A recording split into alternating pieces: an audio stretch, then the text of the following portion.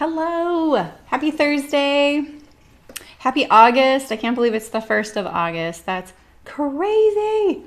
That's nuts. Oh, what is this new little window here? Okay, so I'm Sarami. Rhymes with Jeremy. Spelled a little differently. And today we're going to be making the Uniform Tunic by Grainline Studio, and it is my 100th upload. So, it's not my 100th live stream. It's close.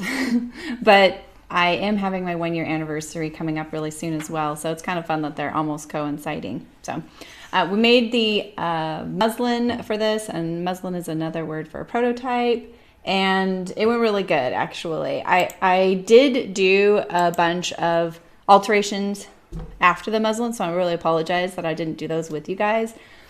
But I don't think any of them are ones that you may have wanted to see, except for my sleeve. Hi, Jill. Thanks. I know, right? 100. I didn't even realize I was approaching that until one day I saw on YouTube it said something like 86 videos. I was like, 86? How's that possible? Hiya, Coulter. How's it going? Hiya. Hiya. So, thank you. I should have done something a little more special, but I did think it was kind of appropriate to do a Grainline Studio pattern. It was hard to choose. Like, I was like, oh, I should do something from Hearts. I should do something from Colette or Seamwork. Hi, Cass. Or Grainline. But I feel like since this is kind of hot in the sewing world, it'd be a good choice so that, you know, get something done that we really like. So on my muslin, it fit actually pretty good, considering that fabric was a lot like muslin, which, you know, like muslin is just kind of boardy, it's stiff, it doesn't have much drape. Even though I put it on the bias, it still didn't have much drape. It fit actually just right, but like I worried about, the sleeve is just tight across here for me.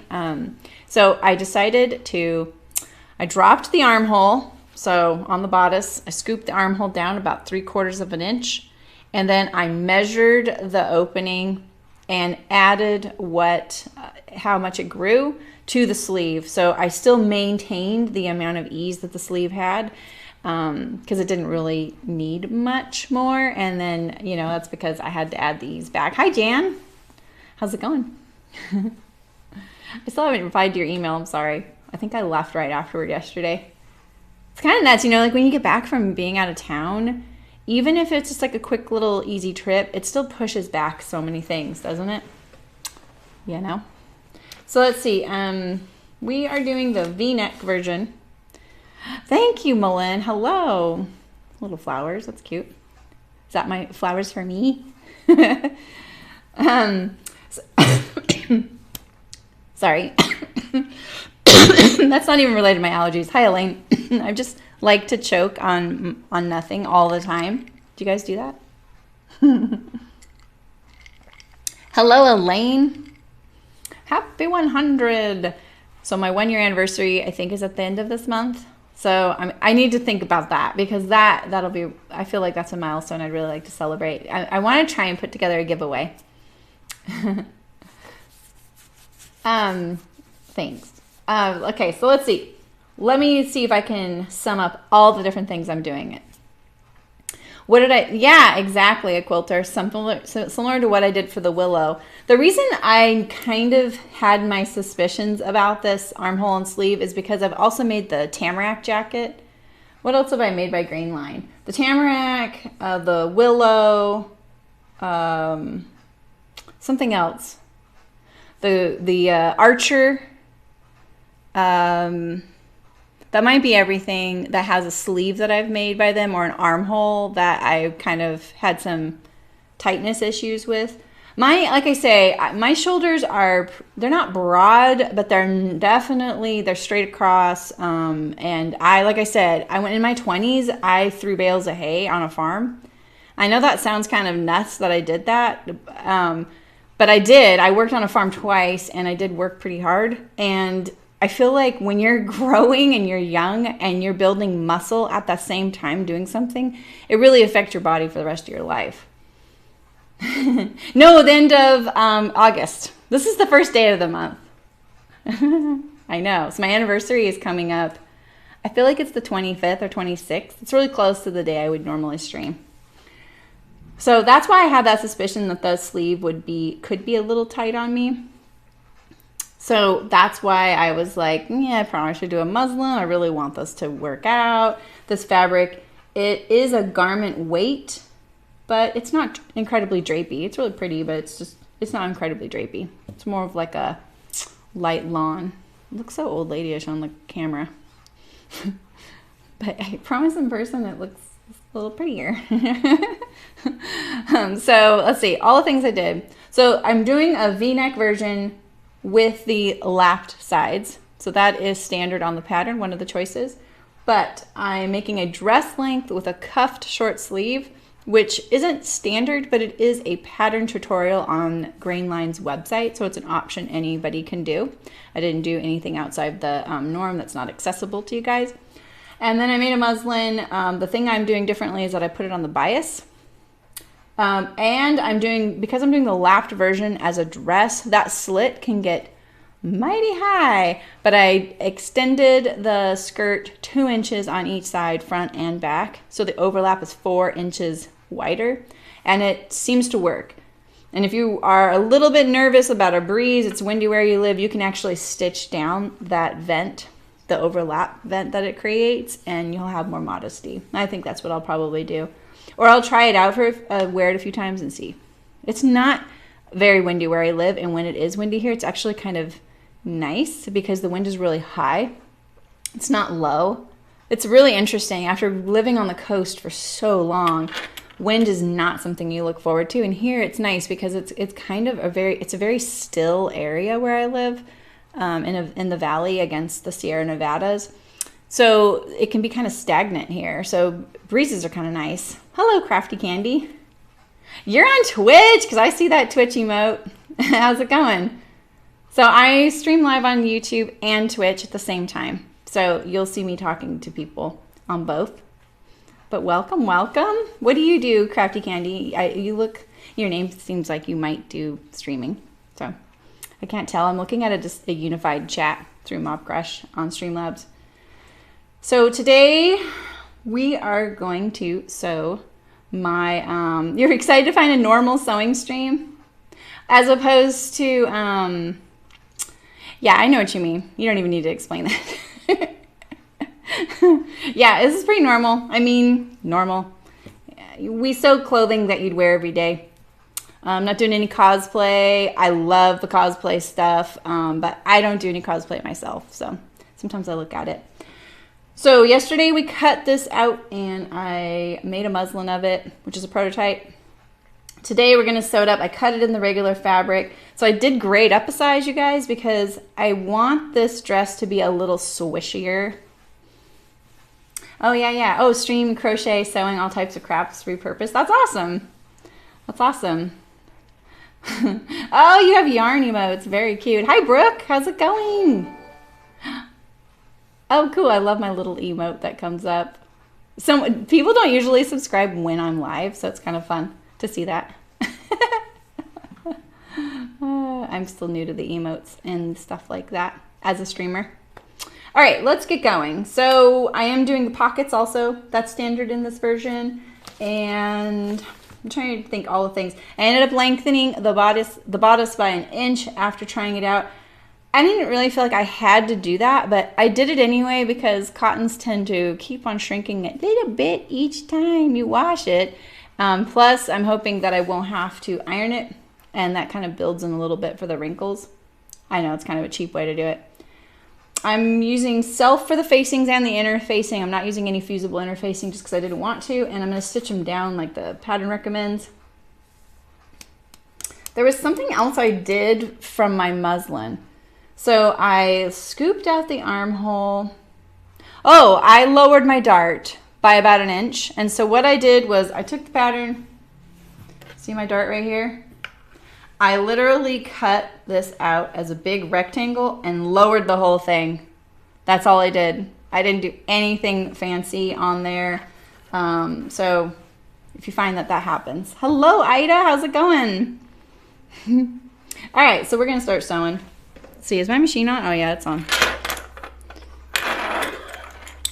I get to put, I think this is my first time putting my label in one of my garments that I'm sewing with you guys. So it's kind of fun.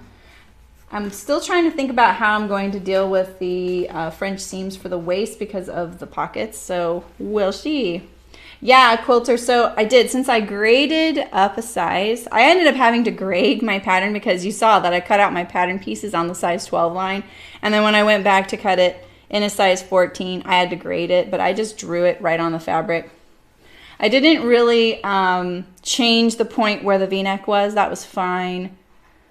I just went up the shoulders 1/4 of an inch, out 1/4 of an inch right here. And then I didn't grade my sleeve much except the amount that it grew in the bust around here. So when I went out on the side seams 3/8, that changes, you know, let's see.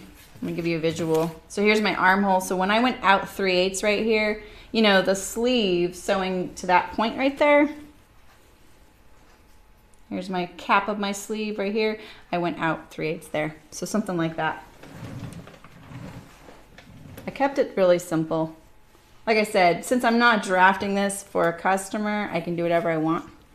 And these aren't really going to be significant things. Did I just lose my other dart mark?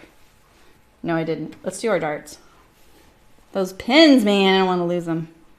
All right, so we'll sew our darts first. Oh, I need to turn my air conditioning on. For reals, I need to turn on my air conditioning. I can feel it already. All right.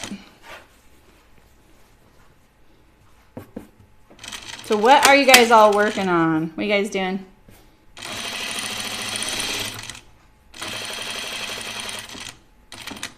I don't back tack my darts. I know I always say that to you guys, but I feel like it's one thing that's really easy to forget to do. I just do this so I don't get that weird little ball of back stitch. It's kind of heavy for that part of the body. You know, I don't really like accentuating my bust. I don't need that. I don't want it.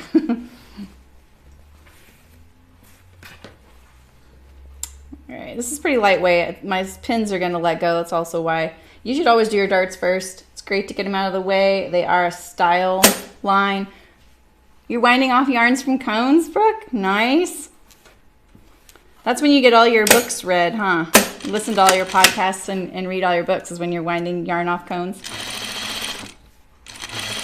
We have a streamer in the Twitch chat, and it sounds like she does crochet streams. So, and she has yarn emotes. They're cute. She used them.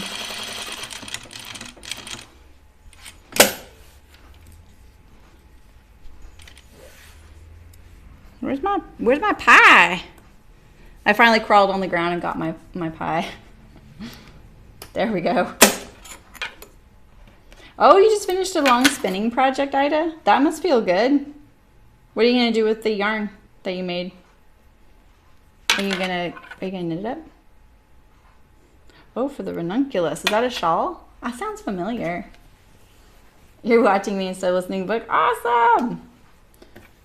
All right, so we have our darts. I'm gonna do my shoulders right now, and then we'll iron everything out. It's interesting, I think right after doing the shoulders, you skip down to the, you skip down to the skirt. I would probably finish the whole bodice. I think that's what I'm gonna do. I'm gonna finish the whole bodice today, see where we're at time-wise, and then might switch to the skirt on Saturday. Hello, late night. You're knitting on a big shawl or a stole. That's awesome. I almost did that right sides together. We're doing some, we're doing French seams. My serger's not back. This is actually a garment I would really prefer French seams on. It's lightweight. It'll be really nice. It'll look really nice on the inside too. Oh man, I thought I had unthreaded my needle. The seam allowance is a 1/2 inch. It's kind of small for French seams. It's probably a good thing I did add to the size because I might have a tough time being accurate. Oh, I didn't, I didn't pull my thread through. Here we go. I was just using blue before I switched to this blue, but I was almost out of that blue. It was for Michael's shirt that we did last week. There we go. It was just deceptive. So just for those of you that are new, I use a industrial machine, and my heel is what lifts the presser foot up and down. So you will hear it hit the ground a lot. So sorry about that noise. You'll get used to it. Oh, wow. You're starting a new project. Speaking of your grandbabies turning 1. Congratulations. The retro reversible subdress and little bloomers. Aww.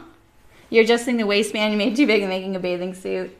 Second time with the pattern, so hoping for fast, right? Oh, Melinda, you're back to work this week. Now it's after dinner, so you're knitting. That's nice. Ranunculus is a sweater. That's right. All of Instagram is made. Okay, yeah. Rose Tunic by Style Art, Veronica. Hi, Veronica. That's nice. That's nice. You guys are busy.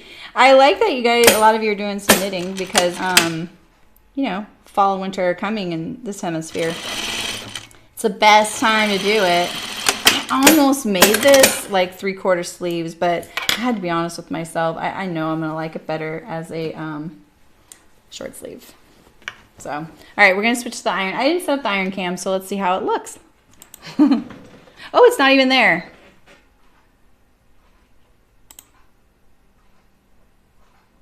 Where's my iron cam?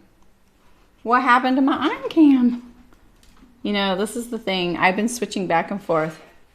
All right, well, I will just iron this real quick without you guys.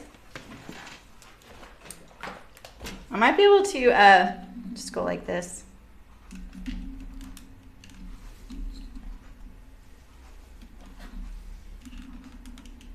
That's kind of okay, right?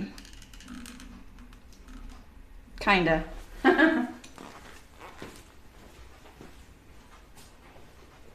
right.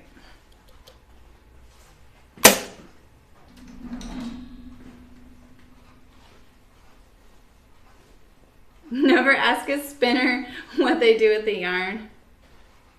Is it really a lot more? I would think it would be less.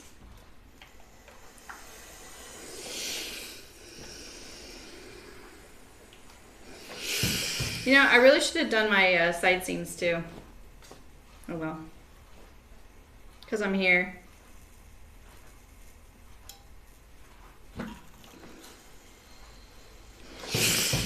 But I need to press my darts.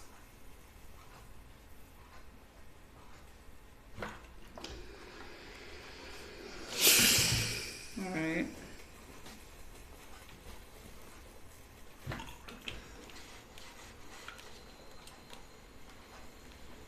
It's so satisfying pressing a dart.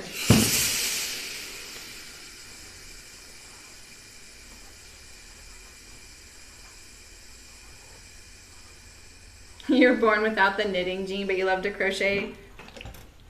That's awesome. Crochet's awesome. Why does that look like that? That doesn't look good. Maybe I didn't get it lined up very good.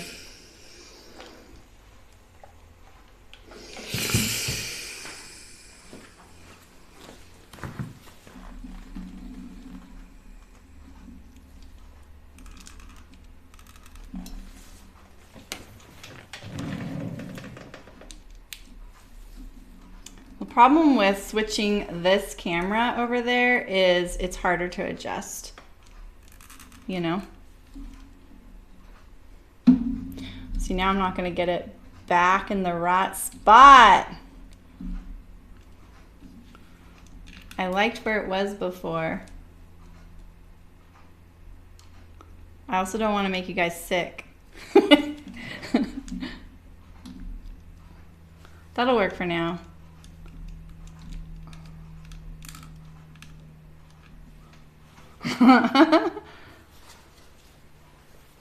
Oh, nice, Elaine. You're tracing off a couple patterns to sew. What are you making? Yeah, crochet, man. Brooke and I have a friend who's, well, we have a few friends that are designers of knitwear and crochet wear, but She's always coming up with things, and I'm always like, ooh, I want to make that. She's like, it's crochet. I always think it's knitting. Like, it always fools me. And she's always doing really fun things that make me want to crochet. Just never got into it. There were so many other things to knit, you know, that I just didn't do it. Never too late. I actually brought a knitting project with me on our trip last weekend, and I never cast on. It's kind of like one of those things, like if I would have cast on right at the second I would have gotten there and gotten a chunk of it done, then it would have had more hope of consistency. But then when I realized that like a day into our trip that I hadn't, I was like, ooh, if I start this now, it might sit on my needles and then my gauge will change the next time I pick it up. All right, I don't know why my dart's not lining up like this. Maybe I marked the wrong size. This should fold right here on this point right here. You know, could be me. When I lined up the underarm of the sleeve, it did look a little off, like the pattern. I didn't check anything though. I just noticed it when I folded it in half. All right, I'm gonna do my side seams here. So the original pattern does have a sleeve option. I just did a cuffed sleeve option. So it's sewn a little bit differently, but not much. Yeah, that's exactly it, Veronica. And I liked making sweaters. That was the thing I liked to knit. And there's a lot of crochet sweaters, but I just really loved a lot of the knitting ones. It's such a rabbit hole. And then, you know, I finally was somewhere kind of cool over the weekend. I brought one sweater. It's actually, I knit it nicely, but the pattern was kind of meh. But I really like it and I wear it. My mom calls it my blankie sweater, meaning I wear it for everything, even though it doesn't fit very good. It's so comfy and the fabric's nice. That's what she calls any garment I make into a favorite. She calls it my blankie. Moms.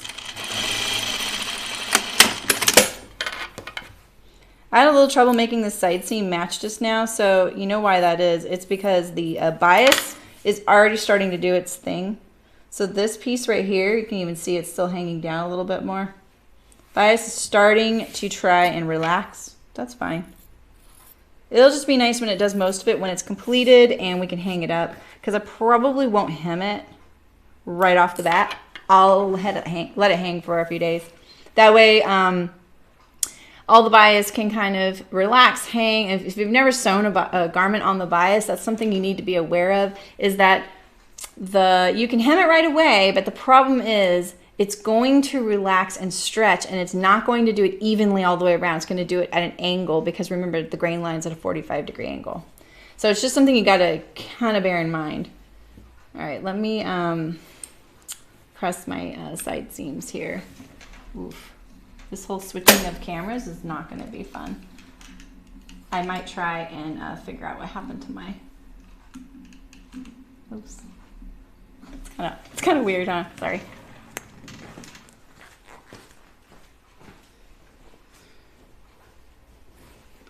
All right, so when my garment's in a circle like this and I need to press it, I kind of just off kilter it. I'm used to pressing on a flat surface because of this felt pad, and you know, kind of adapt.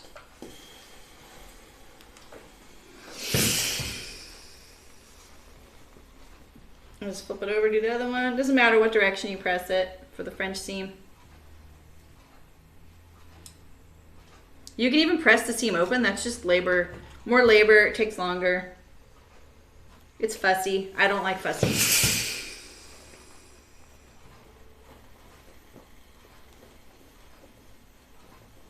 I'm feeling very floral today. I got my floral dress on.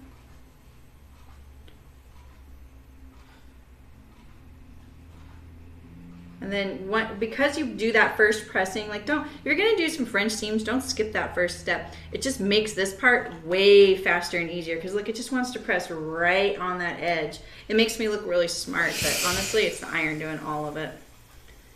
So much easier to handle.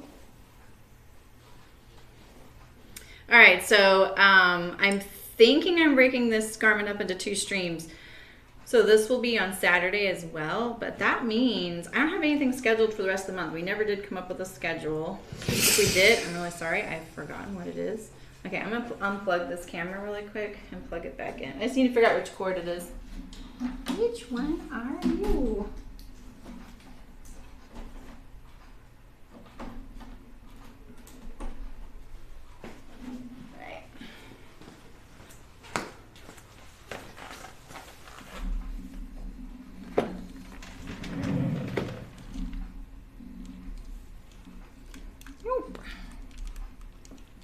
This is my camera that's held onto the thingy with tape too. So professional, right? And I can't, I have another like arm, but it doesn't matter. It's the little receptacle for the screw inside the camera. It just fell out. Oh, that's true, Ida. I thought like what's the weaving? I feel like I've read that, or someone told me weaving. It's like 7 hours of weaving equals a certain amount of progress. There's a lot of weavers in my area. AVL looms are made here. And this area used to be really, really rich in fiber-related businesses, all sorts. And there's still a lot of fiber-related businesses here. It's just not as booming as it was before. Hi, Carol. How's it going? And there are people trying to get that back going. There's even a organization here, I can't think of the name of it, where they're growing flax, and they have been for a while. And there's another place getting a lot of coverage for it, but this place has been doing it for longer, and they've definitely gotten enough to do some projects with. All right, so here's our bodice. Looking good. Inside out. Let me click I'm gonna look at my iron strip. All right. Sorry, I just cycled through everything. Hey, Megan, how's it going? I don't know what happened to my iron camera. Sorry, guys. Hi, whoa, did you guys say blouse or splouse? Welcome from the UK. There's other UK folks here most of the time. That would be awesome, Lillian. Rigid heddle loom. All right, so let's do our sleeves. Sleeves? No? All right, so let's see. Like I said, I'm doing this cuffed version of the sleeve, so I have some folds. I did make the sleeve cuff a little bit deeper. I think I added a 1/2 inch to the cuff width. So it would be a little more prominent. You know, I was going to do some interfacing in the cuff and I forgot. Oh well. All right, so we're going to do a French seam on the underside, and now that I increased the circumference of the bicep right here, my cuff has these angles that'll be easy to follow. Because I did remember originally I did it straight perpendicular to the hem, my underarm seam. Well, I've added to this circumference here and here. It's quite a bit different than the original in size. So now I have these little angles. So I'm about to cover all up these notches here, unfortunately. But I'm just going to rely on the fact that this is my main fold line right here that I need to know about. This one right here. Because it's going to go like this. And then fold up. Like that. Kind of like that. You're sewing a quilt, Megan? Awesome! That's great.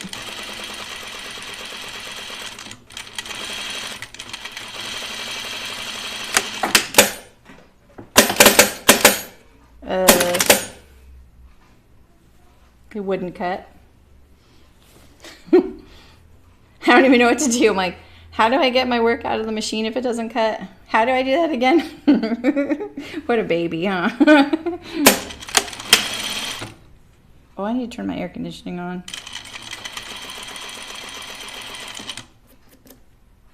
See if I can line that up better. I can definitely tell the bias is there. The bias is so much more prominent on this nicer fabric than that other one. It'd be interesting to wash that other fabric to see how it does. I'm going to trim this down just a tiny bit. I didn't get it perfectly lined up, so I feel like that might poke out.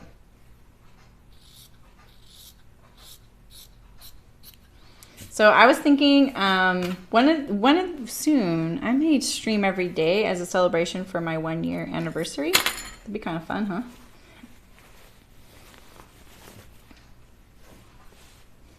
Okay, since I only have to do these 2 seams, I'm gonna pop on the iron without moving my camera. I'll be right back.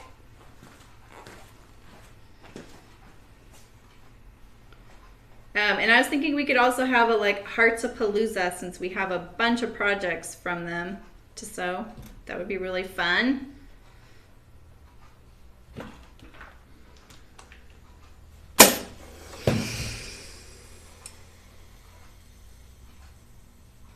I can still see my shape, which is great.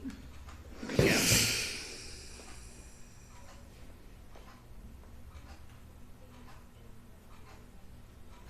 See, I'm just almost done here.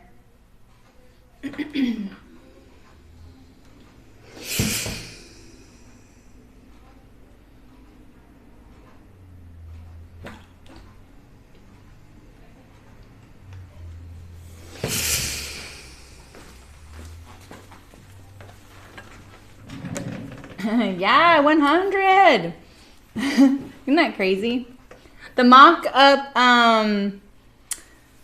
went good. It actually fit me like spot on, but I really wanted more swishiness, for lack of a better word. So I also wanted, it was a little tight across my arms. And you know, if it's a little tight now, it's really easy when you're sewing for yourself, because you don't really want to go through the unknown of altering it, or the trials and tribulations of like, what if it doesn't go right? It's really easy to be like, okay, this is good enough, right? This fits me. I'm fine. This is comfortable. But I've learned that if I just notice one little thing, it might be worse than I think it is. Swishiness is an important factor, Olivia. Absolutely. And so, oh, awesome, Carol. So I thought, you know what? I was already worried about this arm and being a little tight on me. You know, I've got my hay baling arms. I'm such a quarterback.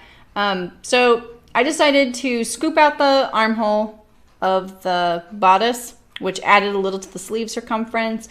I kept the amount of ease in there. I also graded up the dress one size, because when you have numbered sizes like 6, 8, 10, 12, 14 and up, it's only usually 1 to 1.5 inches total difference in circumference between sizes. That's not that much, and I figure that would help. So I did that. I also lengthened the bodice an inch, and I didn't really feel like I had to have that, but I added it anyway. I lowered the dart. I mean, I was going for broke at that point, right? I was like, okay, I'm going to do all these little things. I'm going to lower the dart because I didn't really like the angle of it. I honestly almost just added to the shoulder and just lengthened the whole bodice that way, because that would have lowered my armhole, lowered my dart, but then it would have lowered my V-neck. So I thought, I'm going to do the proper way. All right, you can still see my little shape in there a little bit, right? So all in all, it went really good, but I ended up grading it up to the size 14. And I need to be honest with myself, I probably am getting up to a size 14. Like, my metabolism, it's almost like it's going backwards right now. I've gained weight in the last few months. I think it's just the whole age thing. It's certainly not all the watermelon I eat, right? So... You need, oh, the Desmond backpack. Who's the Desmond backpack by? I don't even know. Hello, Nancy. Happy 100th day to you, too. You've been here, I think, from the beginning.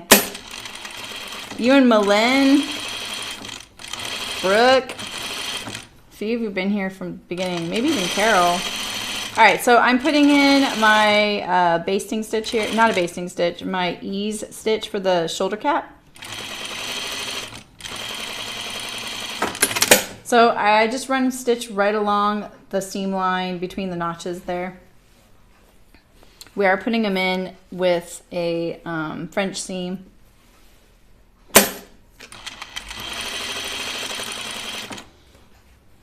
Yeah, so it's not my 100th stream, it's more like my 100th upload. But my 1 year anniversary is at the end of August. That'll probably be really close to my 100th stream. Might be a little over.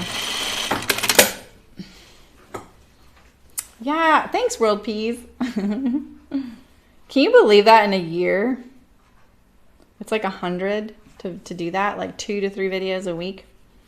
Mostly 2, right? Because we didn't do these cutting videos on Wednesdays until I moved into this space because I could have my pattern table.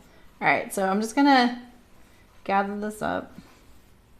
I had a funny exchange with Christy. Christy's been here almost since the beginning too. On Instagram, she's like, "Wait, 10-minute muslin? Maybe you've changed my mind. I'll actually sew a muslin." Because she's not very good about doing that. I said, well, don't tell me you're a knitter and you don't swatch then. Because I should have likened sewing a muslin to knitting a swatch for all the knitters out there, because that is really what it's like. You know what I mean? Oh, by Taylor Taylor. Okay. Oh, really, Nancy? I feel like cucumbers kind of have that same flavor of watermelon. Kinda.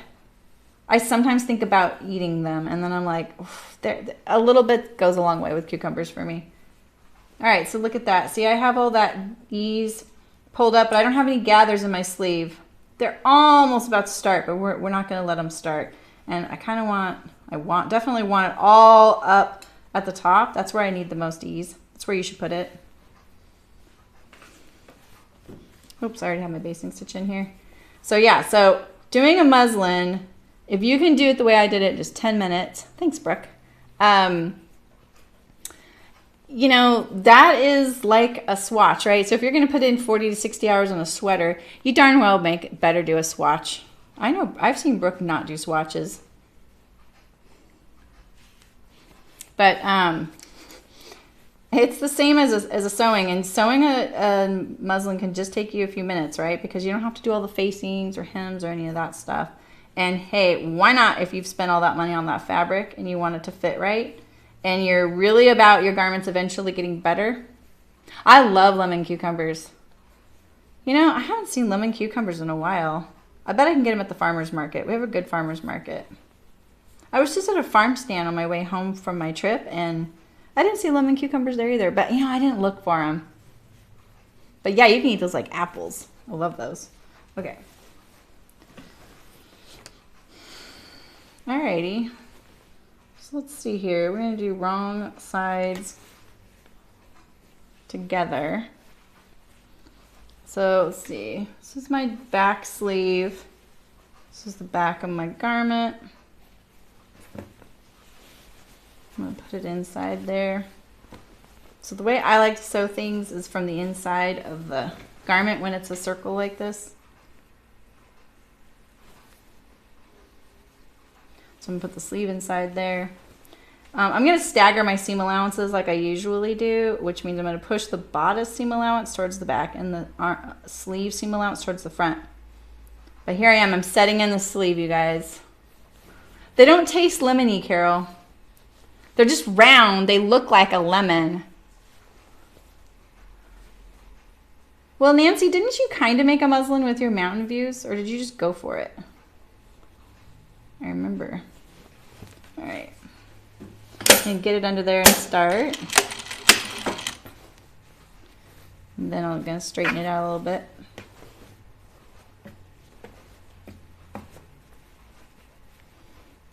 Okay, double notches. All right. I thought I put my sleeves on backwards yesterday, but I hadn't. It was just one notch, wasn't showing very well. Because I checked when I went to the other one. Okay, so this one does have a shoulder notch. This is the front, this is the back. So I'm gonna push the shoulder seam to the back, line up the shoulder notch to the shoulder.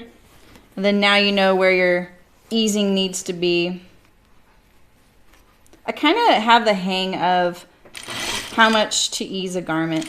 Sometimes there's not a whole lot of ease on a sleeve. Yeah, it's a warty lemon, exactly. That's why sometimes I can just gather it up and then I just go for it. A lot of times there's a chance they didn't put as much ease in it as I allotted, and then I just slide it out. But I do really want this all across the cap because that's where this is what it's for. It's not for the whole sleeve, it's for the cap area. And because I'm doing the French seams, I am gonna allow little gathers in this first stitch because they're not gonna show in my last one. You just made them, oh, okay. Yeah, this fabric kind of, I hadn't noticed it before. I don't know. Maybe it was new. I think it's interesting because the flowers on it, I didn't notice they're in a diagonal pattern. So when I put it on the bias, I was a little worried it would look like stripes. We'll see. I'm hoping it's broken up a bit. I love these colors though, for sure. This color combination. I love this kind of like mustardy brown. I don't know. All right, I'm just gonna look it over, see if I can trim down my seam allowance anywhere. Because I don't want it to show through the end seam. Trying not to cut my basting stitch so I can pull it out at the end too, you know?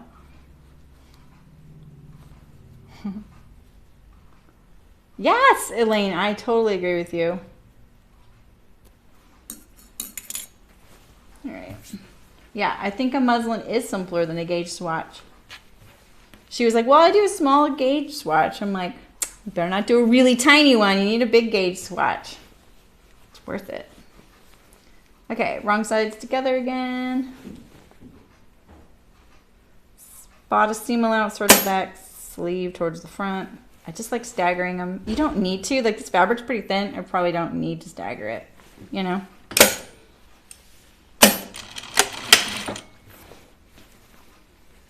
All right.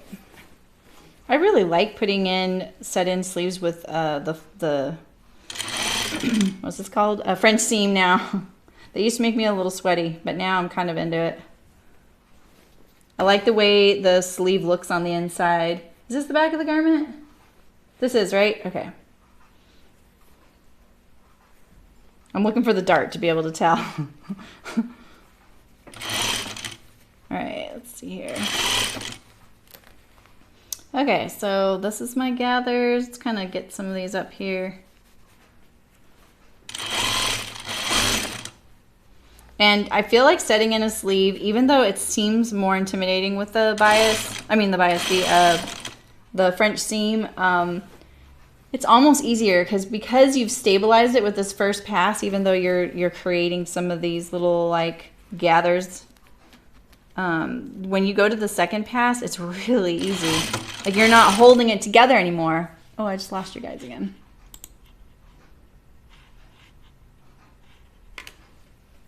Yes, exactly, Nancy. That's exactly what I was just about to say. It's like, I feel like it's almost easier, and I would never have guessed that. Because it does seem kind of awkward, you know, because the, you feel like you're doing it wrong because you're stitching down some of those little gathery spots, but at the same time, now you've stabilized the whole seam. You don't have to worry about it. When you go back to the second pass, it's like all set up for you. You just got to focus on not stitching down those gathers, and it's actually pretty easy. It's kind of a weird thing that that happens. I'm just trimming this, making sure my seam allowance is just under that 1/4 inch mark. So when I do the final pass, it doesn't stick out.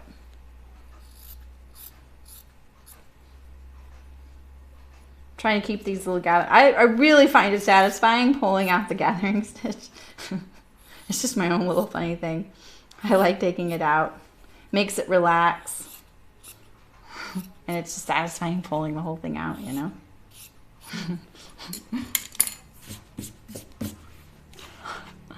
Let's see if I can get my chat back.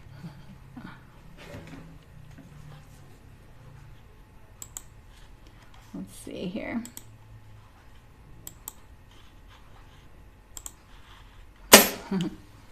Hello, Rachel. How's it going? Yeah, exactly, Nancy. The first path gives you a chance to get it right.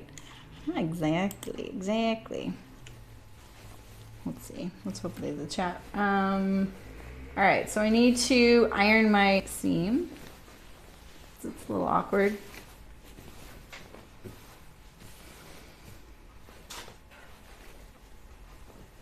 It's going together pretty quickly, even though we're doing the French seams, though. Right? All right, let's see here. I'll pull my camera over again. Sorry, guys. I'll figure out. You know, when I haven't streamed for a little bit, things go crazy with my setup. I don't know why. Really annoying. Oh, the muslin gaps for you. How are the shoulders fitting a quilter?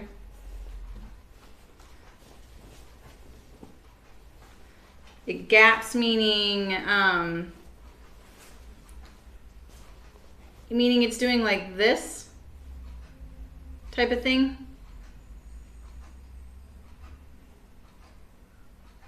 Like that, a quilter?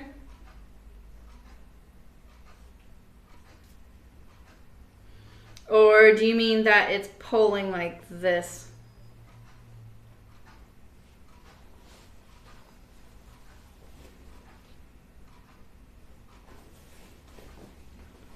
Okay, this is gonna be awkward to iron down. Just do your best. Time for the salami.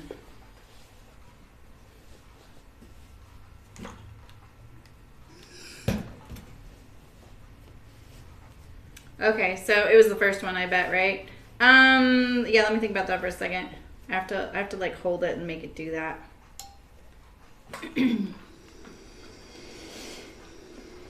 I know what you're talking about. So you can stay stitch the neckline to help and like draw it up with some basting stitches like I did on the sleeve and stabilize it that way. That would help. There's a chance mine's not doing it because it's cut on the bias, and when you think about it, because mine's cut on the bias like this ends up being a straight grain and a cross grain, or a cross grain and a straight grain. So it kind of, see, it's less stretchy, whereas yours is probably stretchier. It's kind of just an unintentional bonus of doing it on the bias, if that makes sense. V-necks are always kind of tricky that way.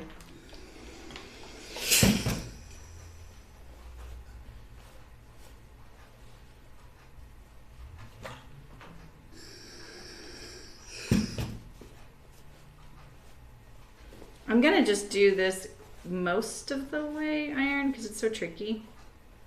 And then I'll do the rest on the other side.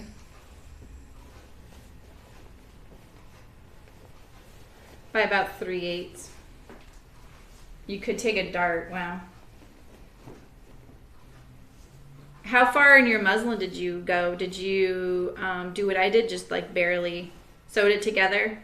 Because you didn't put the facings on it, right?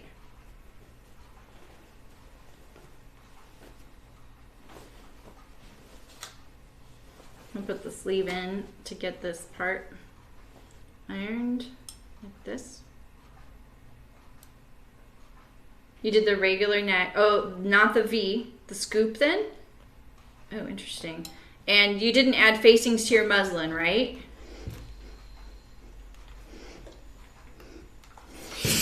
What's that? Oh, it's just thread. Okay.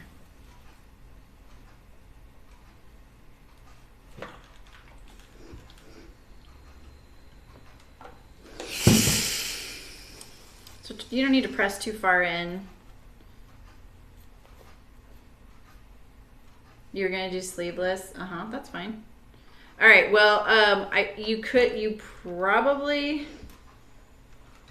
I still need to like look at it and play. I need to like hold it in my hands and see. Just let me finish ironing this and then I'm gonna troubleshoot it for you.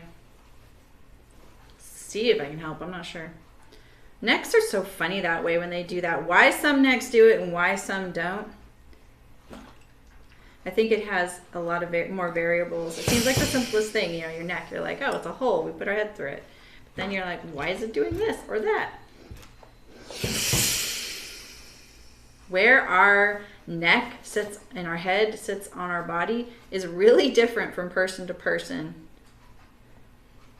Some people sit really forward, and it's so subtle. Like, even if it was just a ½ inch different, if there was a ½ inch difference between that person and then another person, and that person was a ½ inch different from the other person, now you're talking about an inch between all of them, you know, and it's one of those weird things.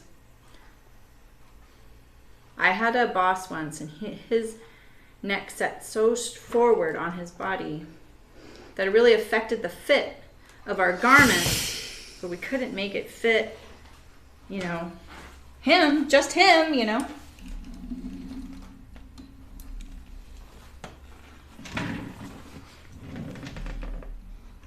You don't think you could eat up that much with facings and binding? Okay.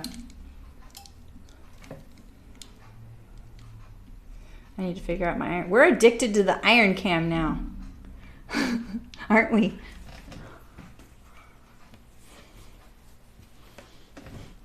Yeah, you didn't do your facings. Okay, so let's look at it here. Okay, so you're getting this kind of thing.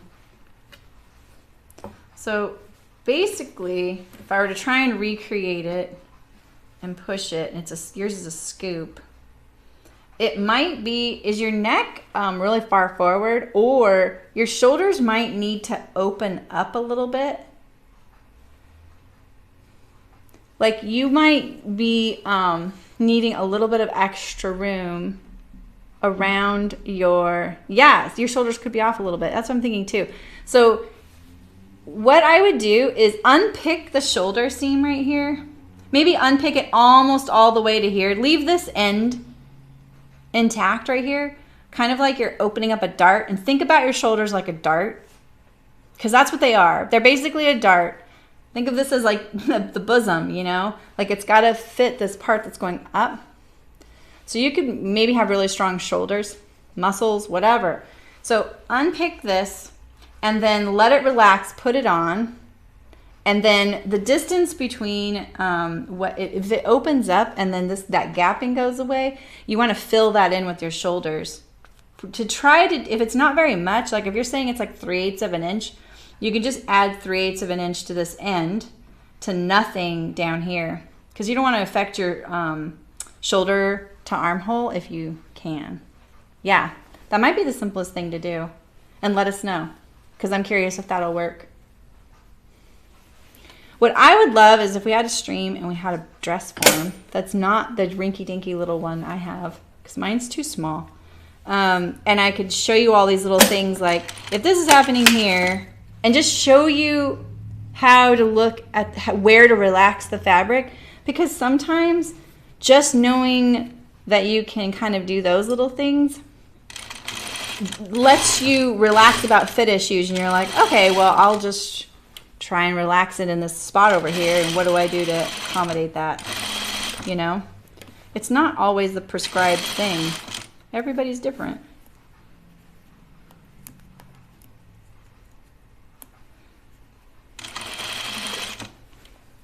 That looks funny right there. That's why I was looking at it. I feel like I could do a better job of these. Yeah, fit is such a pain sometimes. Partly why we sew for ourselves, right? Am I right?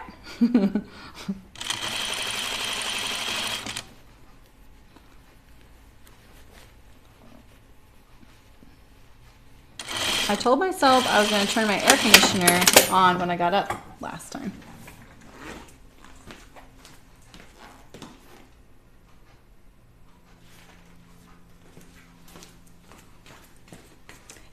It's 80 degrees in here, no big deal. What you can get acclimated to, it's kind of astounding. All right, I'm gonna look at my shoulder seam, or my armhole seam. Looks pretty good. I'm gonna pull my thread now. This must be it. Look at that. This is so satisfying for me. Hi, Lexi. How's it going? Lexi's on a Lucida rampage. I need to be on a Lucida rampage. I was just telling them that maybe we're gonna have a like Hearts-a-Palooza. Crank that air on, right? I know.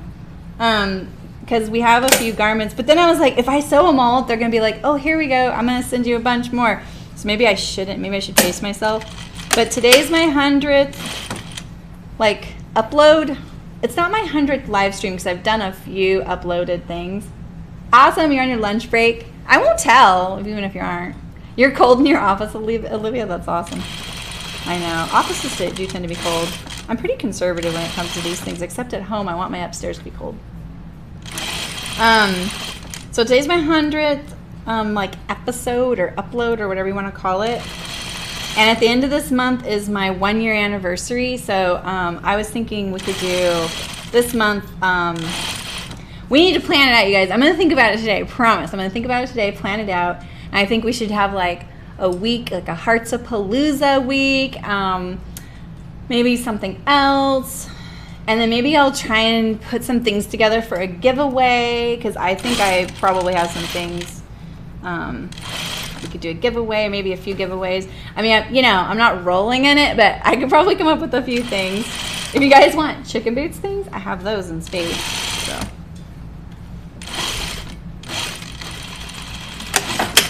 Yes, thank you. We have become babies about heat and cold. That is so true, Megan. It's kind of why I don't always just turn on the AC or the heat or something. And coming from the coast, like I can really handle it getting cold and wet, you know. Here's my gathering stitch again, you guys. I know you want to enjoy this through me. So here it is right here. Look. I'm getting so good about not touching it when I sew it, so it's really satisfying. Ah, there it is. Yeah, so let's make August really fun. Look at that. That looks really nice, even if I say so myself. That's just a little ironed wrinkle. Yep, okay. Look at that. Lovely. That's what you want to see. This is what you're going for when you're, all that extra ease in your sleeve is creating this nice little cap right here for the gush for your arm right here. You know what I mean? I know, Megan, right? I know. You're eating cold watermelon? Oh my gosh. I have some fresh watermelon in the fridge I'm so excited about. It's really good. This time of year, it's so perfect. Okay, so I didn't even finish doing my sleeve. That's so funny. I should have finished doing my sleeve before I set it in. It would have been a lot easier. I don't know why. Why did I forget to finish cuffing my sleeve? Now it's going to be kind of a pain. All right, so let's see here. Why did I do that to myself? That's so funny. So the pattern tutorial for adding the cuff sleeve is on the Grainline Studio website, and I did it on the cutting video too.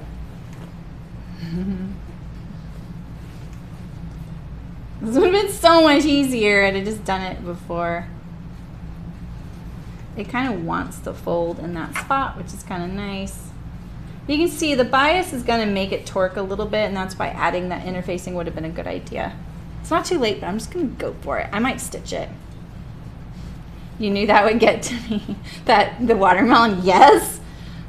All about that watermelon life, yo. All right, so I'm going to compare the amount. I'm just kind of letting it fold itself, and I'm comparing each side here. So let's add a little bit more on this side. See, I kind of folded on that spot. I just kind of loosely let it find itself to see if it's about the same width all the way around, and it looks like it is. I don't stress about it too much. Do you eat the watermelon frozen? You were distracting. I'm not going to blame that one. I have to save what I blame on you guys, Brooke. You're a big baby out the cold, Nancy. You live in Arizona, don't you? Or somewhere warm like that? Southwest? Okay, so I'm actually going to just pin this in a few places like this, just to keep it folded where I'm saying I want it folded. Okay. Like that. And then And so once that's hemmed, this will fold up like this and cover my stitch line, which will be down here like that.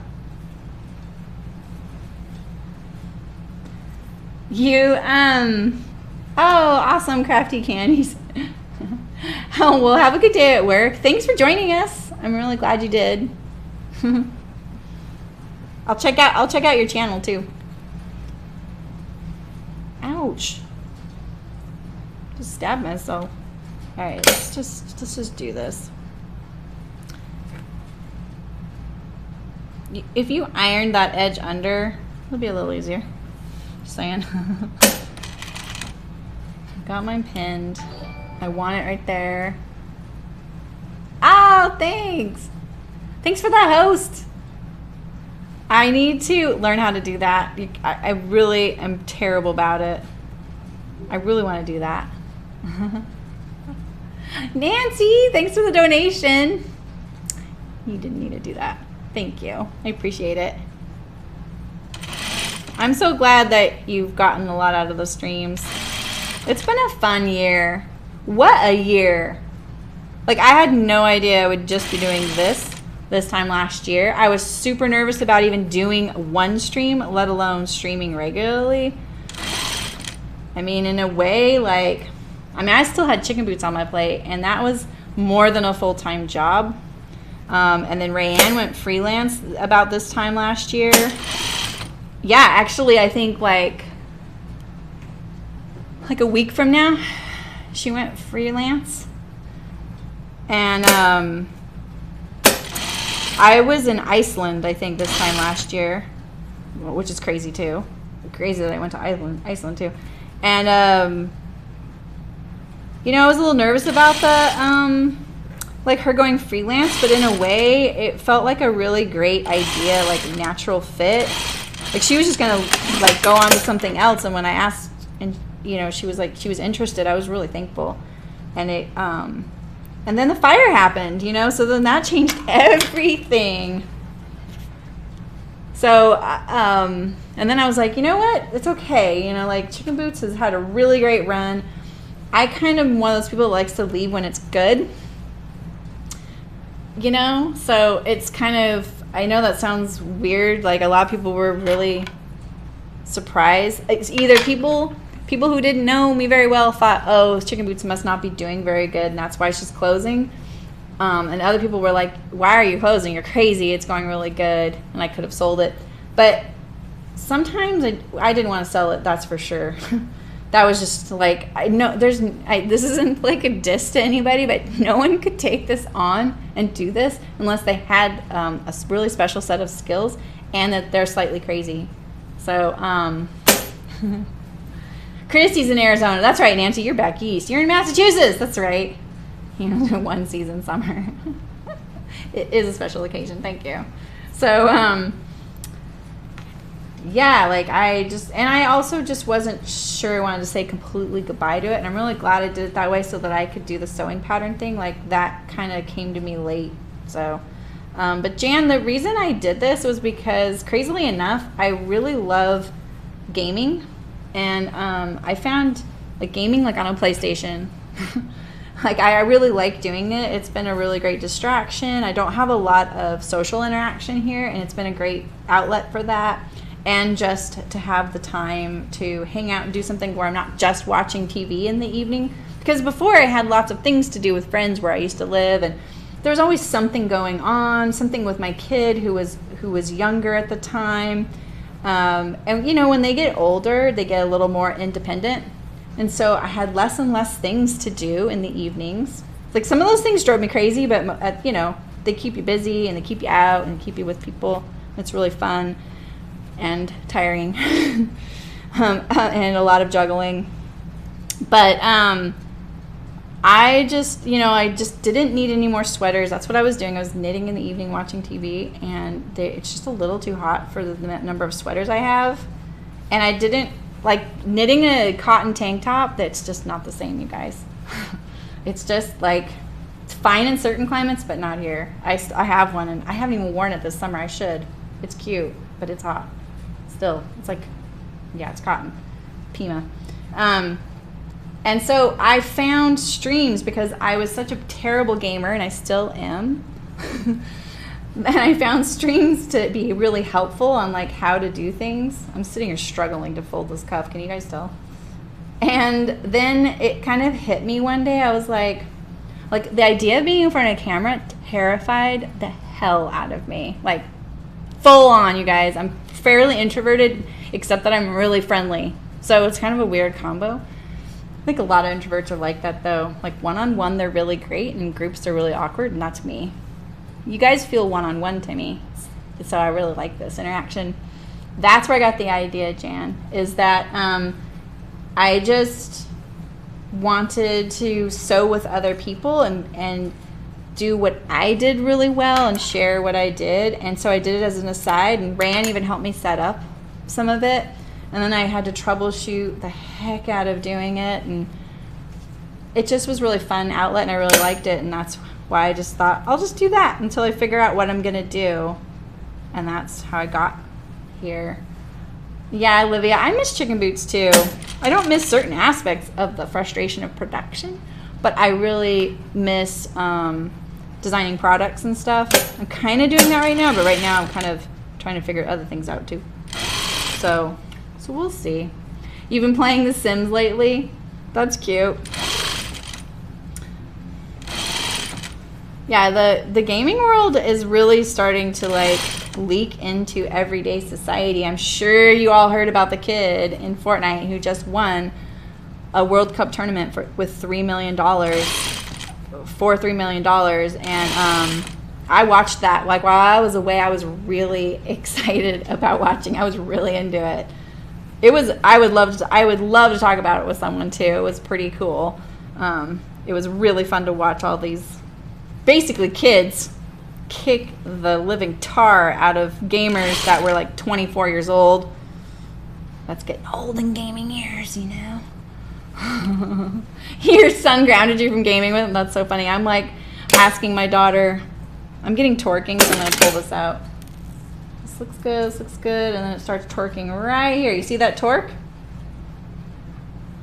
But look at my stitching goes down, so I can kind of tell this is where I got off right here. My stitching is not looking that great. I wonder if I needed a different needle size. You're the same introvert until I know you, and then I talk too much, right, Veronica? Totally. Yeah. I saw this really, if you're talking about that kid who won that World Cup tournament, Nancy, I found this tweet by someone. I only use Twitter for gaming. I have Twitter for my so-so, but no one really uses Twitter for in the sewing world. Not like sewists. Companies do. That's it. And I saw this really great stream I wanted to share like on my personal Instagram page to people, because he was like, you know, this kid, he's 16, who won $3 million, by the way, but he's only going to end up with like a 1.4 after taxes, and his organization takes them.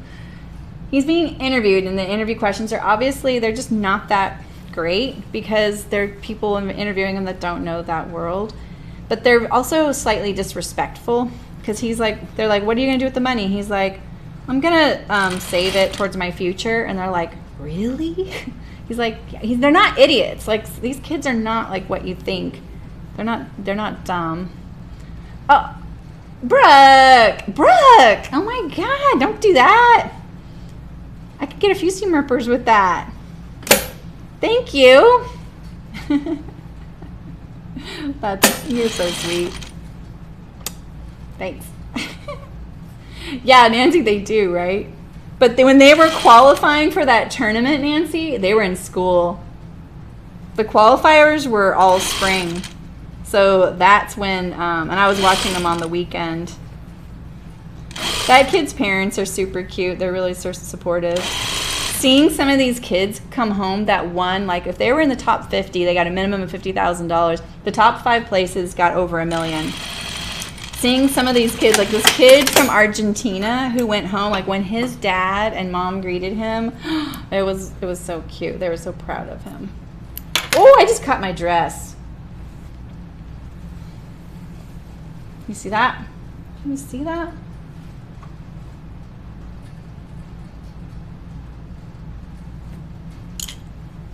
Well, we'll just cuff it right over that.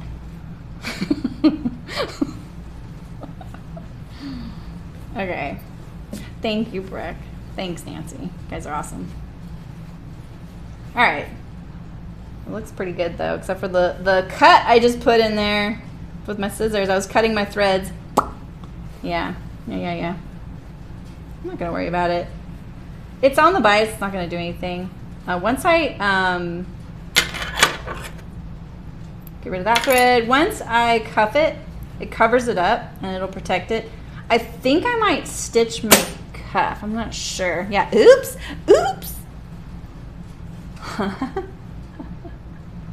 That's awesome, Megan. He yelled too much with adult words.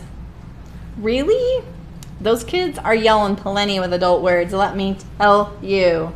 I was in a chat the other night, and we were helping a friend do some challenges, and his friend joined, but he wasn't really in our game. He was playing another game, and I didn't know the kid.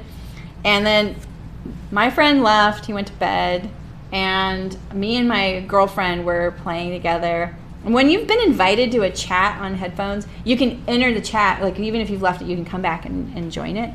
He joined later on and was talking with us for like 5 minutes. He dropped the N-word 3 times. This is a kid that's probably 17, 18, 19 years old. And we were like, that's not okay, dude. He lives in Canada. I was kind of like, what the heck? What are you thinking? This is cool? Me and my friend were like, bye. Like, okay, kids. Oh, I can't forget my tag. Seems so nepotistic. Or not nepotistic, narcissistic. Yeah, I know, Megan. That's so funny. Right, Dan? I know, it is crazy money. Yeah, it really changed some of them. And they are. A lot of them are really smart about it. Like, one of them was like, there's one streamer, he's kind of an entertainer. He's kind of got this like satirical personality. Like, it's not really him. He's kind of a jerk, like kind of an egotistical jerk. That's not really him in real life. It's kind of his persona, and he's known for it. And he's kind of stuck in the 80s, and he's pretty funny and really, really well known. Really paved the way for a lot of streamers. He commented like, this kid's spending his money all wrong. He really needs to get a Lamborghini. And a few of the streamers were like, dude, he doesn't even have a driver's license. You know, it was like, facts.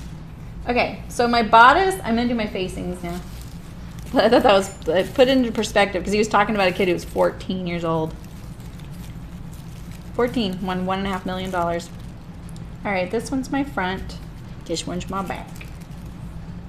So I cut a second layer of fabric.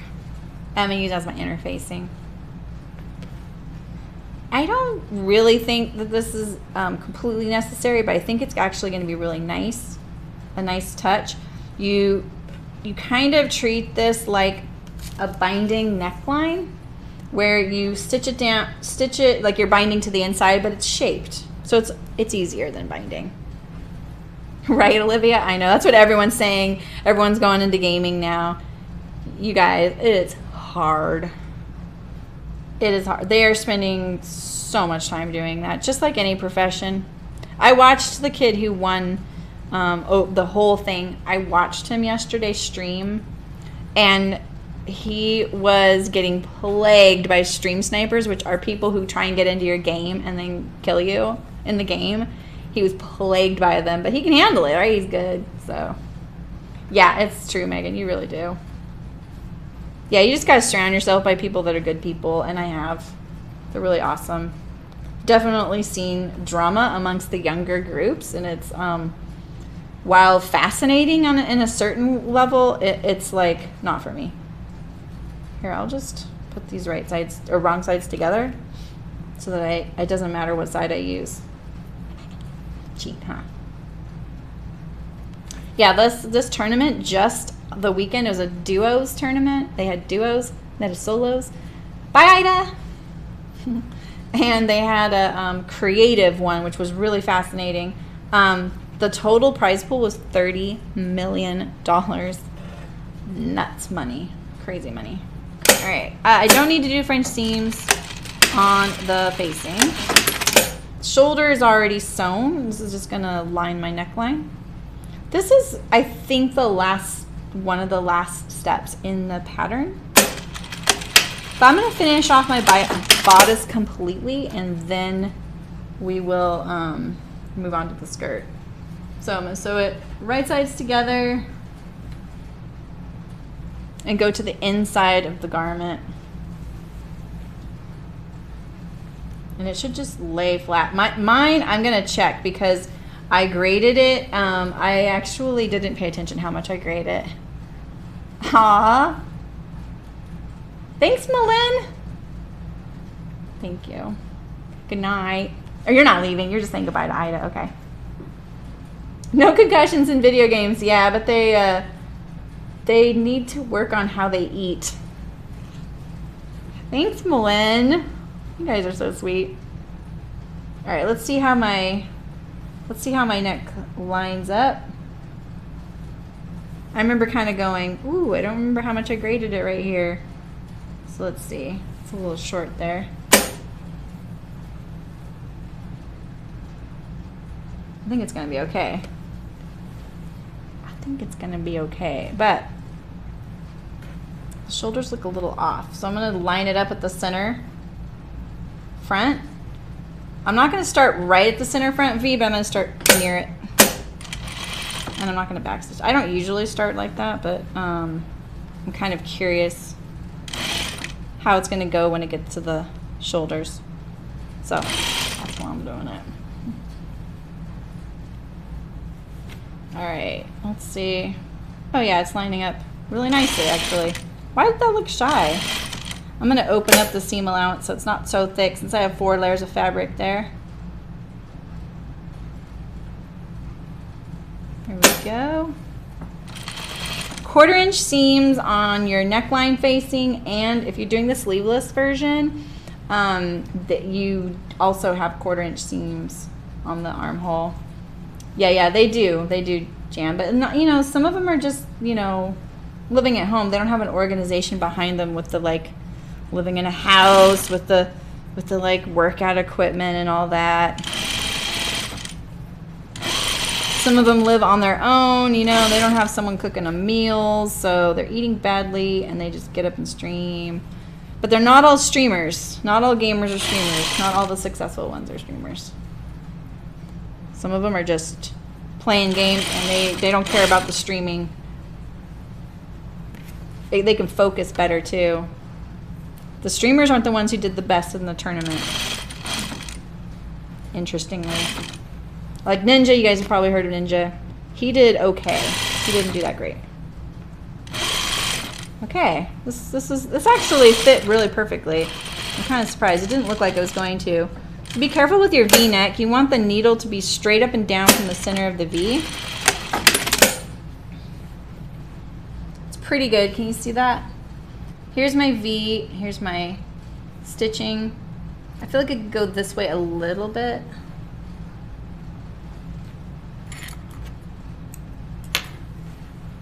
Yeah, it does cost a lot of money. But you know, some of them are qualifying on a laptop, so they're not all using tons of money. If you're a streamer, it takes more. All right, there we go. All right, so let's clip my neckline here. Yeah, that community is not for everyone. I just find it interesting. I kind of let a lot of it roll off my shoulders. I don't watch a lot of young people.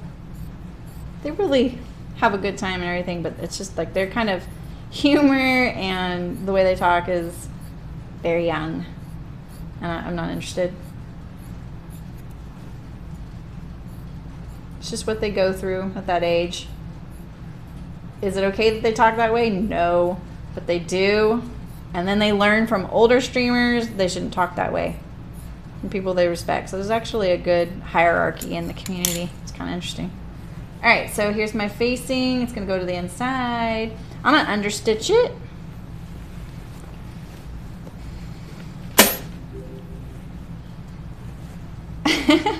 Thanks, Rachel.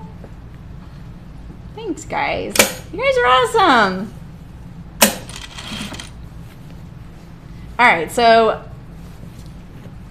So what are we thinking this month? We're going to, I have some really great things from Hearts to make.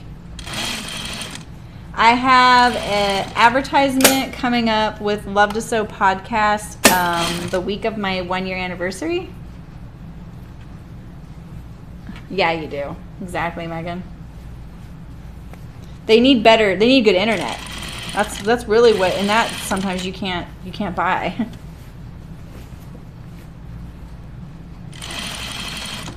A lot of people move to like New Jersey so they can have good 0 ping for the game they play.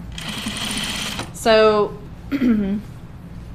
yeah, so I think the week of the Love to Sew podcast I'm doing, they're having a guest that's denim related. I can't remember the guest. I have seen the guest list for the next couple months because they let you as an advertiser pick where you want to be. I picked that one because it was my 1 year and because it was denim related, and we like sewing denim here, right? So I think doing a denim stream on the 1 year would be good because maybe some of those folks might appreciate finding some resources and we can welcome them, right? You listened to that one too? Awesome. Yeah, I feel like a fair few viewers have found me through sponsoring them, so I appreciate that. And I felt like when I saw that the last time someone commented on YouTube, they were like, I found you through Love to Sew and I'm really glad. I wanted to advertise one more time just to kind of basically just to thank those listeners for coming to my stream. I probably should have stay stitched my neckline. Hopefully my neckline isn't gapping now. All right, so here it is. It's looking pretty good. I'm just going to pin it down so that it's flat all the way around, kind of away from the edge here like this, because I don't want it to torque. So I'm just going to stabilize it like this. Get it nice and flat. This is my V. I can feel the V rippling under there. We don't want that to do that. So let's start. Let's get this nice and flat here. See how this looks now.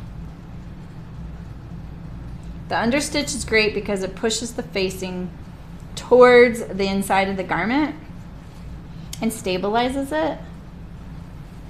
And that way, you want all of it to kind of come to the inside of the garment, so you can kind of see that seam right there. It's okay if the outside of the garment rolls into the inside, because on the outside, look, you're not going to see any of that. Now you could do something contrast and stitch it to the outside of the garment. That would be really cute. Especially if you did the French seam here, you wouldn't have, you got to remember, your shoulder seam could poke out. Of course that would be inside, but that could poke out. So it would be nice to at least do French seams on your shoulder seams if you decide to do a contrast facing on the outside of the garment. That'd be really cute. I was thinking about spending some time looking for a complementary fabric to this, but I didn't. I kind of got ready late yesterday. I was trying to get caught up on a ton of other things. Because I was thinking, oh, I should do contrast pockets, but I have a lot of this fabric left. Bye, Lexi! Have a good afternoon. Say hi to everybody. I forgot you were on your lunch break. I thought you already went back. Okay, I'm going to start at the shoulder. You know me, I like my start and stops to be away from the fronts and backs of the garment. We don't even notice them on the shoulders, right? I'm just going to turn under 1/4 inch and try and keep this nice and flat with no torquing. We just say no to torquing. Not twerking. We say no to that too, but torquing. You guys can twerk all you want, but not my stream.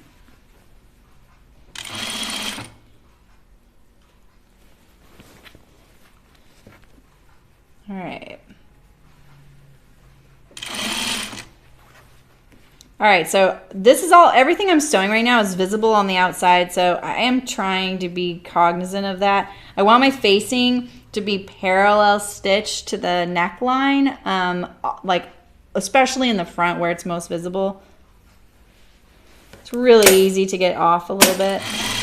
You could iron this edge under and pin it down. I like having the freedom of being able to adjust it as I go. Doesn't mean I don't get into trouble sometimes, because you guys know I do, right?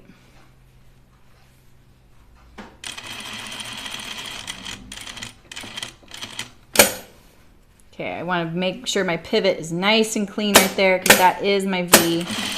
And unfortunately, it happened right in the middle of a pink flower. Like, I could have timed that better so that the wouldn't be as visible, but of course I not timed it, but I could have cut it out better, right? If I would have thought of ahead. Cover up. Give yourself a break, right? Try and keep my garment nice and flat before and after. It cuts down on the torquing a lot.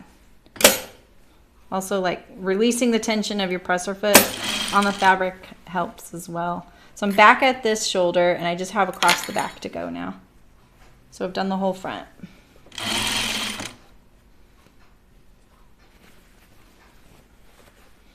Okay.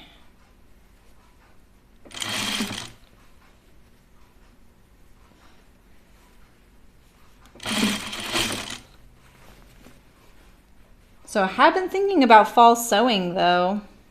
What are we thinking about this year? I can't wait for my serger to come back. They're keeping in touch with me. They needed to order a new throat plate. No, I mean a new presser foot and throat plate. So he was gonna let me know when that happens, or take it off another machine, put it on mine. So I'm like, yeah. Mechanics can't complain about how infrequent we tune up our machines if they're not going to order the parts right after they do the work and get them in. Because then I don't want to take my machine to be serviced because I'm worried it's going to take weeks. You know? It's kind of a weird chicken and egg type of scenario. They're in a tough spot. I'm in a tough spot. But it's why I don't have my machine serviced often enough. All right, I'm almost to the beginning. I think my facing was fairly consistent around the perimeter, but I do feel like it got a little wider in a couple areas. Hopefully it happened really gradually so we can't notice. Let's see.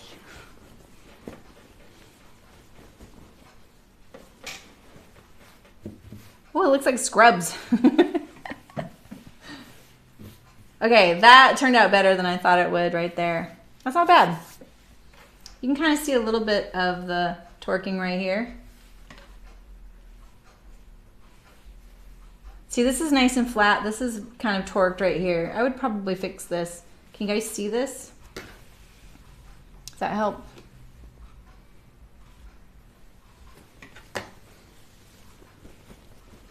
Let's see.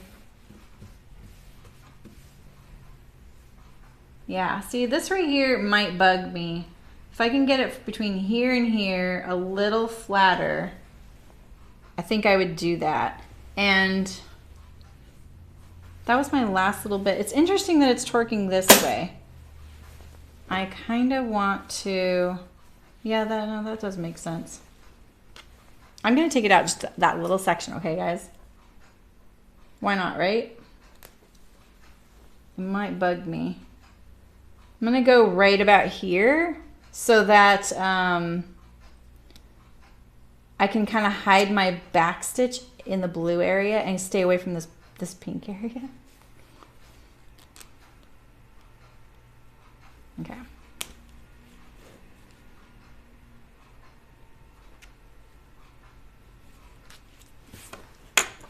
All right, I'm going to take out my stitch here. Otherwise, it'll just be immortalized. This was the last little bit that I was doing, so it makes sense that I was trying to like get it all in there. So I unpicked it, Carol, and I'm going to make sure, I'm going to like pin it a few places. Now that it's been stitched once, this edge is going to stay nice and turned under. So I'm going to do this and see if I like it. Oh, hello, EWV. Thank you. Thanks for the donation. Is that one of you guys in a different name? Or is that some of you where I don't know? Thank you. I really appreciate it. So exciting. Like, I can't tell you how it feels when someone gives you money for doing something you really like doing. It's amazing. I think, like, I don't think that solved it. I can still see it. I don't know if you guys can see it. So I'm going to pin it from this side and see if I can kind of get rid of it before I sew it. I'm going to sew it from this side too. I think if I can watch it visually, I can keep a better eye on it. Let's see. Oh, I'm going to take out a little bit more. You see that when I go to straighten it out like this, I can see a little bit of a bump of fabric right here. So let's smooth that out. We'll pull out all this pink area here and the bobbin stitch. Get rid of that. You don't need that in the way.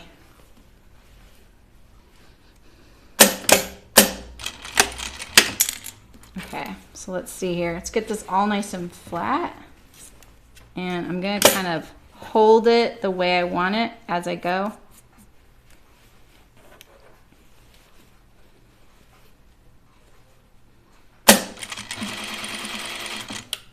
Because it's already been sewn, this is why I can manage doing this. I'm hoping, oh, but it's not. Ah, dang. Okay. Oh, but it's not. Let's do this.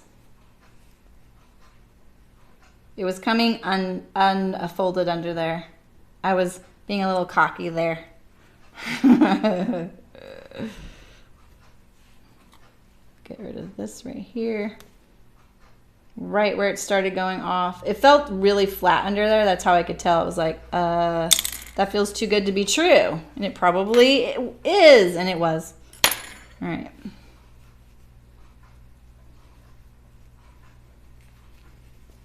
Okay.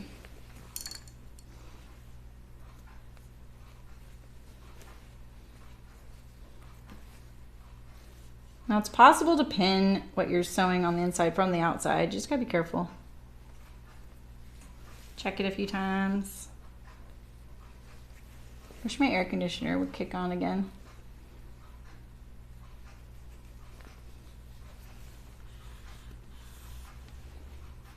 You could just iron this too and probably not even need the pins.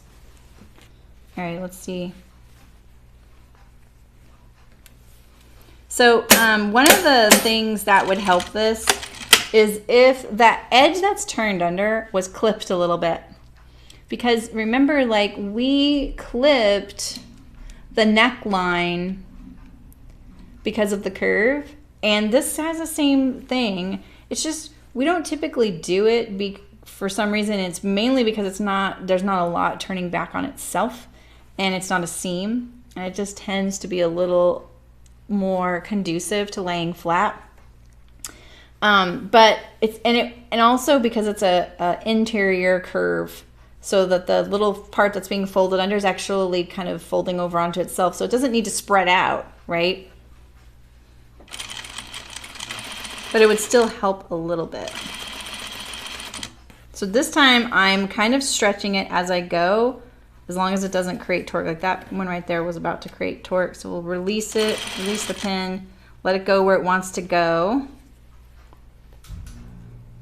Well, there goes my air conditioner.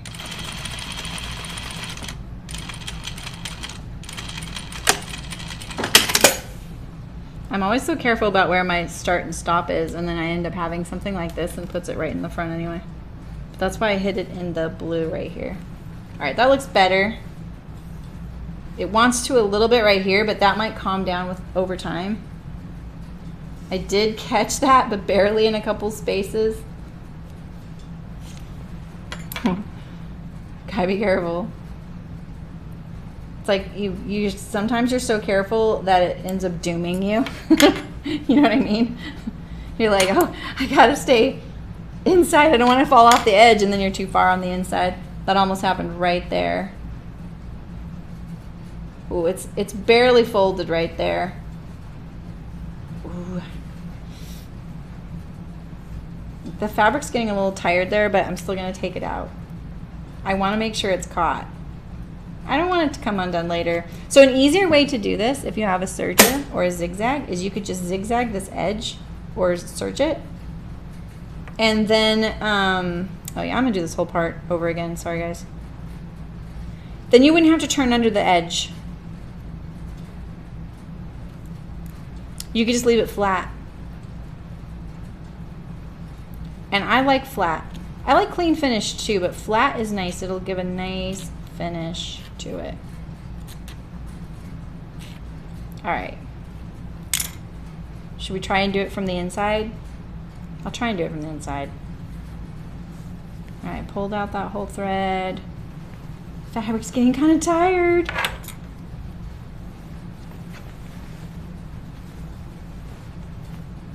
All right, let's see. Get rid of all these little threads. It'll just be nicer. Oh, I knew I was gonna get closer and closer to this pink flower. I really need to be careful. I'm gonna have a back tack right there.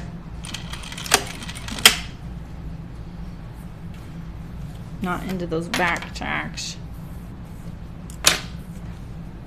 My label! Forgot my label. I'm not used to sewing it. When I first started sewing with you guys, I thought about it all the time because I was so used to it with chicken boots. All right, let's get that under there. I'm pulling it from all angles, keeping it nice and flat. Try and get that a little bit more under there.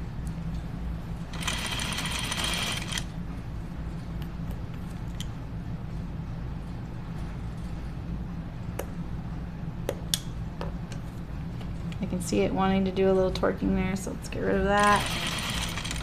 There we go. Oh yeah, it was all the way up to here. Let's just get rid of the rest of this original stitch then. So we only have one back tack right here. Yeah. There we go.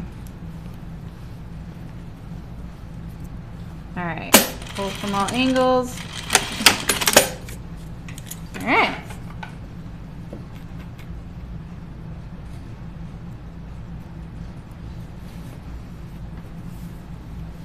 Really? Oh, I got them from a place called Quality Woven Labels. Really generic sounding, right? But they do have a website. I think they're based in New York, so that gives you a hint if you're finding the right place. That's how this looks. They even have an online, like you can check it out, like put in your design or whatever, or they can design it for you, or you can just make it text. That looks pretty good, actually. This looks the best. This is the best one. Which one was it? Was it over here? Wait. It's this side, right? It's this side right here.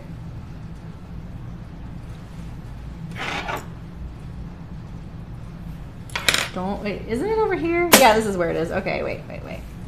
Oh, man. I keep getting this one little spot right here.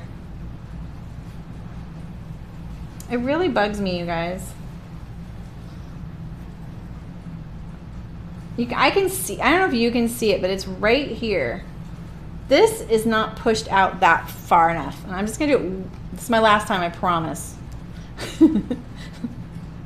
my last time, I promise. I'm determined now. I'm like, there's no reason that this should be torquing.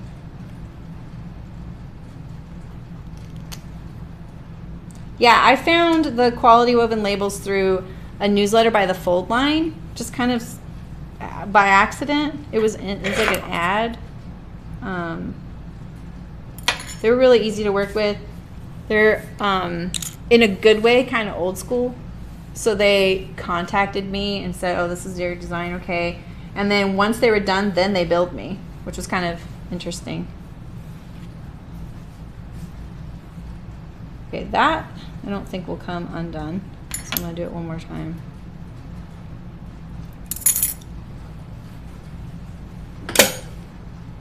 This better not be the sewing fairy trying to tell me something. Maybe she was trying to tell me about my label that I forgot.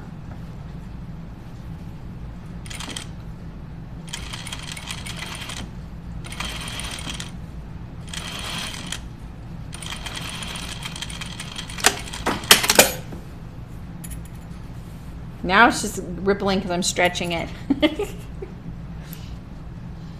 Oh yeah, the seam ripper is just a tool. It's so funny how we wrap up failure with it, isn't it? I felt the same way. I used to think that too. I used to think, oh, I didn't get through making this whole garment without using my seam ripper. And then now, I mean, like, I only have 3 tools here. That's it. That's all I use. My seam ripper, my scissors, the label I forgot, which I'll just put in right now.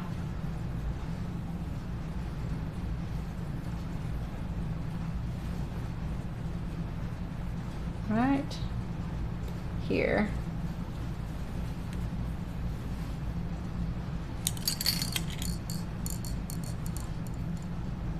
Yeah, I found that these were pretty affordable because of how many I needed. You can do as little, I think, as 25 labels. They have all kinds of really interesting options too. I kind of was like, sometimes when there's a lot of options, I find my little graphic that Hannah did of me. Because I really wish I would have written, thanks, I made it, as a hashtag on the back, you know? I think it's on, but like, especially because the autofocus is off, it really looks clownish in here. I'm kind of clownish, right? All right, you guys, look at that. Look at that nice bodice. All right, this looks pretty good. I like the fabric. So we have the pockets in the skirt left. That's not very much on Saturday, but I'll come up with something else. Oh, you know, I have this one idea, you guys. I was wondering what you thought about it. What if we, I don't know, I haven't really formulated this very detailed, but what if we did a sew along that was live, like literally live, like maybe I sent you downloadables and then we practiced doing things together, like really practice like certain little techniques step by step with the exact same material, not materials, but the same schematics and patterns and downloadable tracings that we can trace onto fabric and use. I thought that would be really fun to do, you know, like just sit there and like troubleshoot it and see what happens when everyone's doing the exact same thing. What do you guys think of that idea? Because sometimes it's hard to see what we need if we're doing something slightly different from each other, you know, but if we were all doing the exact same thing, then we could troubleshoot it easier. My little cuffed sleeves, I really want to press those and I really want to stitch them. Stitch them down. Your seam for this, you know, so I can make this cuff even bigger now. You have to make the sleeve long enough for the cuff. So I can't make mine much wider than this, but at least it covers up the seam that I stitched it down, you know? So, yeah.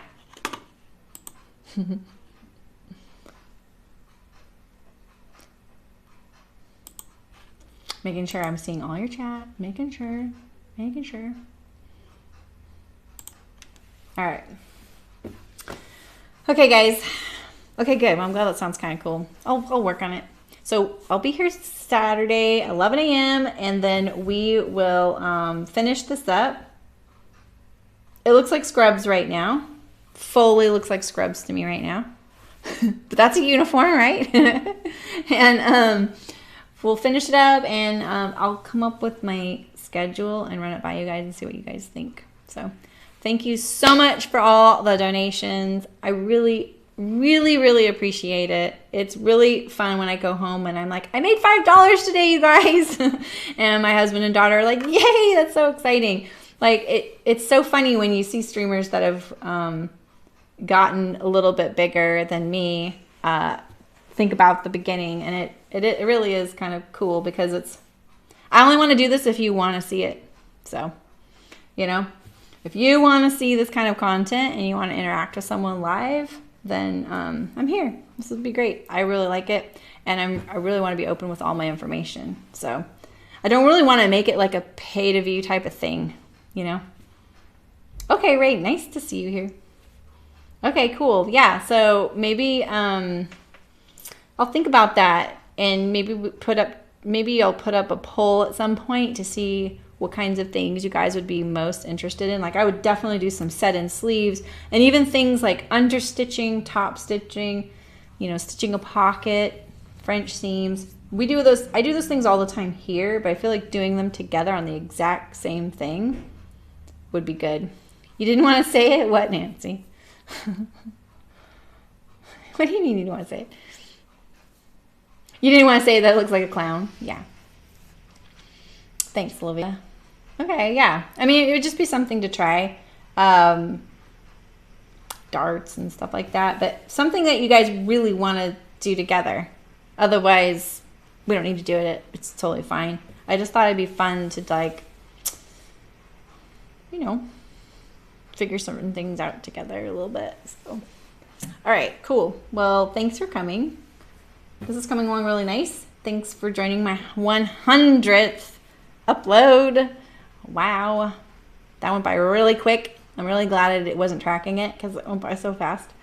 So I will see you Saturday, 11 a.m. And I'm going to try this on first thing, see how it is. I'm excited, and we'll keep going. Finished the Uniform Tunic by Grainline Studio for my 101st episode. Yeah, I am keeping track now. All right, guys, I will see you Saturday. Have a really great rest of your week. Thanks so much for all the new subscribers and the donations. I really appreciate it. Means a lot to me. Scrubs. Oh, you didn't want to say this. Oh, awesome, Ray. I think I got that idea from 100 Acts of Sewing instructions. I forgot to even try doing that, but it's good.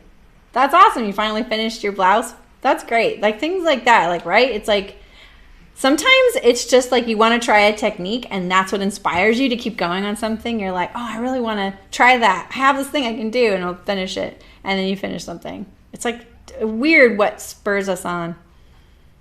You got to always find the thing that inspires, right? You either got to want it, want to do it, or really want the end result, you know? That's kind of like how it works. So, all right. Thanks, you guys. I really appreciate it. Have a wonderful week. I'll see you Saturday. You're welcome. You're welcome. You're welcome. Mwah. See you guys.